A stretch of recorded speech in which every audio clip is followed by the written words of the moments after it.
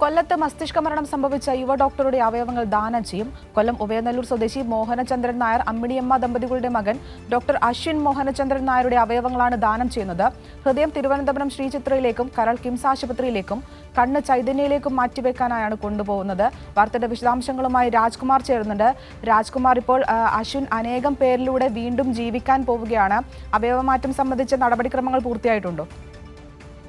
ഇപ്പോൾ കിംസ് ആശുപത്രിയിൽ നിന്നുള്ള സംഘം ഇവിടെ ഇവർ കരൾ ഏറ്റുവാങ്ങാനായി കിംസ് ആശുപത്രിയിലെ വിദഗ്ധർ ഇവിടെ എത്തിയിട്ടുണ്ട്. ഒപ്പം ശ്രീചിത്രയിലെ സംഘവും ഹൃദയവാൾവും ഹൃദയം ഉൾപ്പെടെ കൊണ്ടുപോകാനായി ശ്രീചിത്രയിലെ സംഘം എത്തിയിട്ടുണ്ട്. അല്പസമയത്തിനകം കണ്ണാശുപത്രിയിൽ നിന്നും ചൈതന്യ കണ്ണാശുപത്രിയിലെ സംഘം ഇവിടെ എത്തും. 3 അവയവങ്ങളാണ് ഇപ്പോൾ നിലവിൽ ഡോക്ടർ അശ്വിൻ മോഹനചന്ദ്രൻ നായരുടെ ഇത് ദാനം ചെയ്യാനായി കുടുംബം തീരുമാനിച്ചതും അതിനടിസ്ഥാനത്തിലുള്ള നടപടികൾ ഇപ്പോൾ പുരോഗമിക്കുന്നു. കോഴിക്കോട് KMCT 1ാം വർഷ ജനറൽ സർജൻ വിദ്യാർത്ഥി കൂടിയായിരുന്നു, MS വിദ്യാർത്ഥി കൂടിയായിരുന്നു ഡോക്ടർ അശ്വിൻ.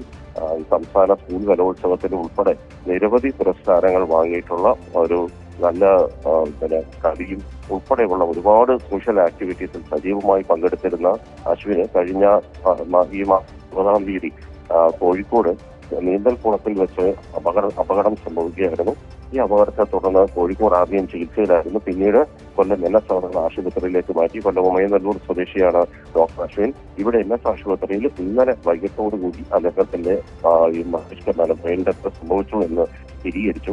അതിന്റെ അടിസ്ഥാനത്തിലാണ് ആ കുടുംബം ഇങ്ങനെയൊരു സൽക്കർമ്മത്തിന് തയ്യാറായത്. തന്റെ മകന്റെ അദ്ദേഹം അല്പം മുമ്പ് അച്ഛൻ മോഹനചന്ദ്രൻ നായർ നമ്മളോട് സംസാരിച്ചു. അദ്ദേഹം പറഞ്ഞത് എന്റെ മകനിലൂടെ കുറെ ആളുകൾക്ക് ജീവിതം കിട്ടുമെങ്കിൽ, ജീവൻ കിട്ടുമെങ്കിൽ അതിനേക്കാളും വലിയൊരു സൗഭാഗ്യം എന്റെ മോൻ വിട പറയുമ്പോൾ അങ്ങനെ ഒരു കാര്യം കൂടി ചെയ്തിട്ടാണ് അവൻ പോകുന്നു എന്നുള്ളതിൽ ഞങ്ങളുടെ കുടുംബം ഒന്നാകെ അതിൽ വളരെ സന്തോഷിക്കുന്നു, അഭിമാനിക്കുന്നു എന്നാണ് അച്ഛൻ നിറകണ്ണുകളോടെ പറഞ്ഞത്. ശരി, നമുക്ക് ആ പ്രതികരണത്തിലേക്ക് പോയി വരാം.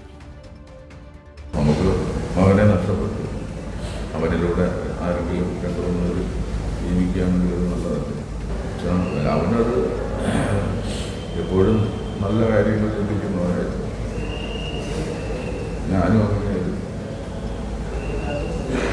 ചാരിറ്റി പ്രവർത്തനമായിരുന്നു എനിക്ക് പോകുന്നത്. അതുകൊണ്ട് ഇങ്ങനെ ഒരു സന്ദർഭത്തിൽ എനിക്കത് ചെയ്യാതിരിക്കുന്നത്. നമുക്ക് മകനെ നഷ്ടപ്പെട്ടു, അവനിലൂടെ ആരെങ്കിലും. രാജ്കുമാറാണ് വാർത്തയുടെ വിശദാംശങ്ങളുമായി ചേർന്നത്.